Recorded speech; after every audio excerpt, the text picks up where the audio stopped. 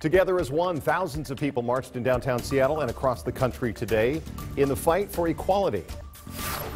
No deal. Republicans and Democrats are now playing the blame game for failing to avert a government shutdown and working out for a cause. CrossFit centers across the state held a fundraiser to honor fallen Pierce County Deputy Daniel McCartney.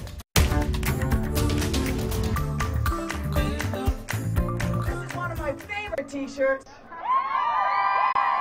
And for those in the back that can't see it, it says, "Fight like a girl."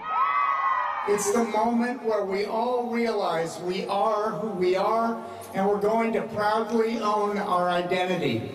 The federal government has shut down, and that's because we don't have enough women in Congress, and we certainly don't have a woman in charge in the White House. And when we organize, we win. When we fight, we win. When we run for office, we win.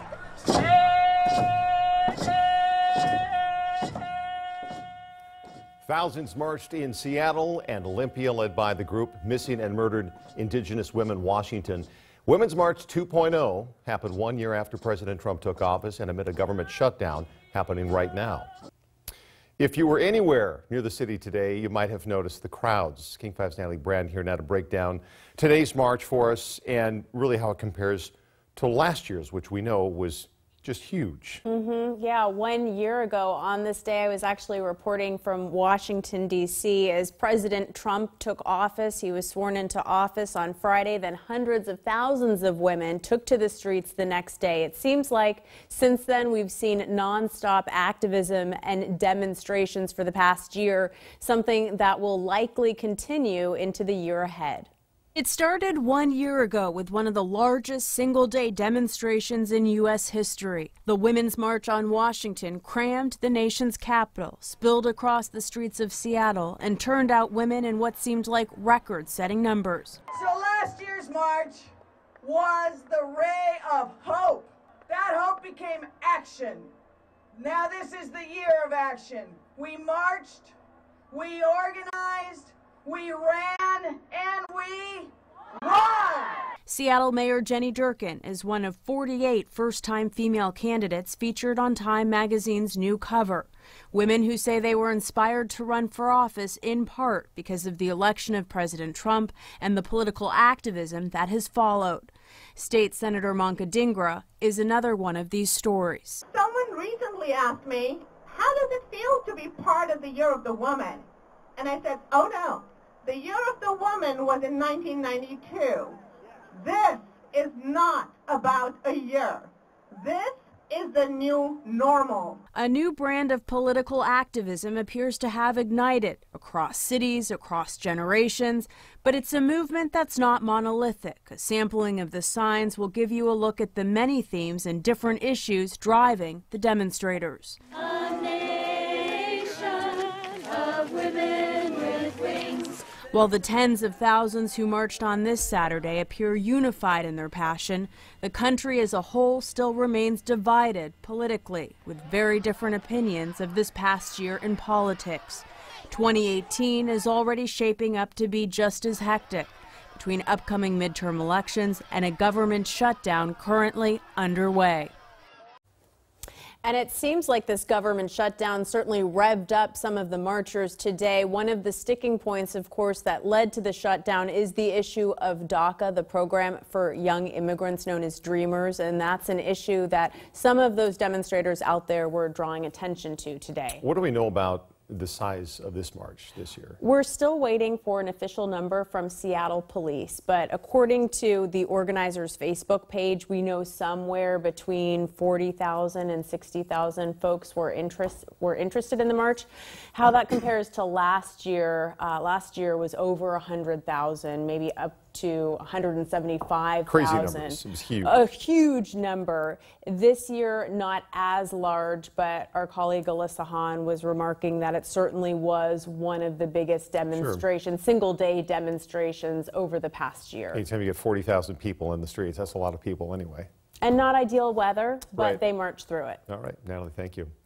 There were a lot of amazing moments during today's march, and King 5's Taylor Merfendereski captured this photo of a girl on her father's shoulders as they walked through the city.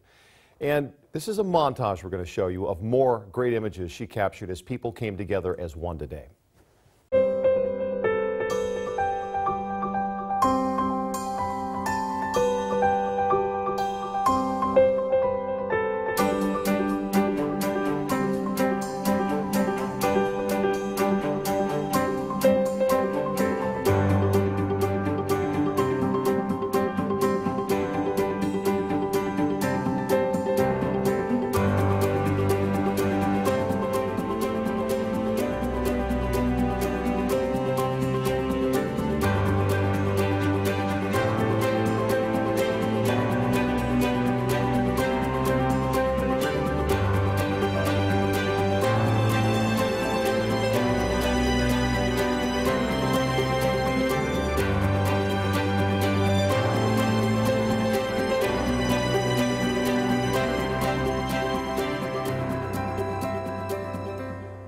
Just some great shots today. If you ask people in the Women's March why they were taking part, you'll get hundreds of different answers. King 5's Elisa Hahn talked with some of them today.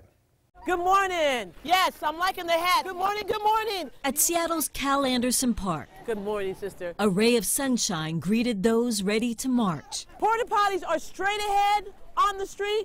Go now, they're porta potties. How did you know? They get dirty. Go now or hold on to it. I'm a realist. I'm over 50, okay?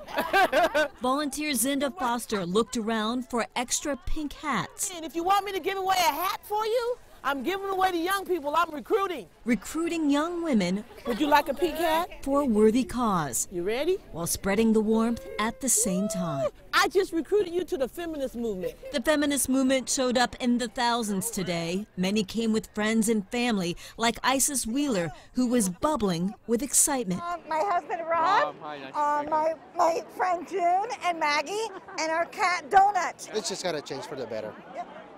And this is part of it. Ariel Lapointe brought her 3 daughters. I want to raise strong, independent women. The beginning of the Women's March had almost as many spectators as participants, who were determined not to let the parade pass them by. You have every walk of life, and you've got from babies to 80-year-olds out here. All with different messages and causes dear to their heart. Women get less pay in jobs that they do the same work and maybe even more work. So I want to see that change and maybe just kind of more equality for women in general, too. They reflect on a year of empowerment hashtags and newly elected female leaders. Women are speaking up, and I think the fact that they're beginning to be heard and they're coming out of the shadows is an excellent process, and we're making progress there. But with that progress comes a building frustration. What's happening? Sorry. What's happening? Just ask Zinda Foster, who gets emotional, explaining why she's out here today. That's why I'm here. Can't do nothing. Can't stand around and do nothing anymore. It's not an option. No choice but to show up and stand up for what they believe in. In Seattle, Elisa Hahn, King 5 News. Well, hundreds of thousands of activists gathered in cities all across America today. This year, many women and men stood in solidarity once again to protest Donald Trump's presidency and press for more equality, as more than 200 demonstrations were planned in major cities really all around the world. By mid-morning, protesters had assembled at major landmarks in cities of Atlanta, Chicago, Dallas, Denver, New York. Many of those marchers wearing pink hats. Others held up signs expressing their discontent with the current administration. Much more coming up here in a little bit. One of the things we talked about was that we had some dry skies today, albeit cloudy, but that the rain snuck its way in. It looks like it might be here a bit, Jordan. Yeah, we're going to kind of see some scattered showers tonight, Greg, but then it's really going to increase as we get into the overnight time frame. I want to show you the storm system that's approaching. You see the circulation here, that counterclockwise flow, and its associated front. Oh, you saw that blast of lightning there. I'll let you play it again, and Boom, right there. So yeah, not a lot of activity just yet, but that activity does ramp up tonight and into tomorrow morning. Again, here is a look at what we're dealing with currently. Some of you are dry, but you see what's headed our way. Also, a high wind warning is going to be in effect for the coast as well as the north interior. You can see the times there that I put. The coast, it will start at 6 o'clock tonight, but the north interior not until 10 o'clock. We could see winds 20 to 40 miles per hour with gusts up to 60. Wind advisory, though, for the areas here in tan. That's the Hood Canal area, every area around Everett, and that wind won't be quite as high. However, it's high enough for advisory conditions, 15 to 30 miles per hour with gusts up to 50. I'll let you know what else we can expect as we go into the second half of your weekend, how long the rain is going to last in your full forecast coming up. All right, we will see you then. President Trump's anniversary of his inauguration will also be remembered for the day the federal government grinded to a halt. A flurry of negotiations today as both sides really are now playing the blame game. NBC News correspondent Edward Lawrence digs deeper into the chaos in Washington, D.C. right now. As federal agencies shut down, both Republicans and Democrats try to pin this stalemate on each other. I think at the end of the day, America will see through this, that it really was a Schumer shutdown. Republicans in Congress plunged headfirst into the Trump shutdown. Democrats say this is an issue about passing children's health insurance, long-term funding for the military, a disaster relief package for states hit by storms, and protecting undocumented immigrants brought to this country as children. Negotiating with this White House is like negotiating with Jell-O. It's next to impossible. Senator Chuck Schumer adds, as soon as you take one step forward, the far right moves the president 3 steps back.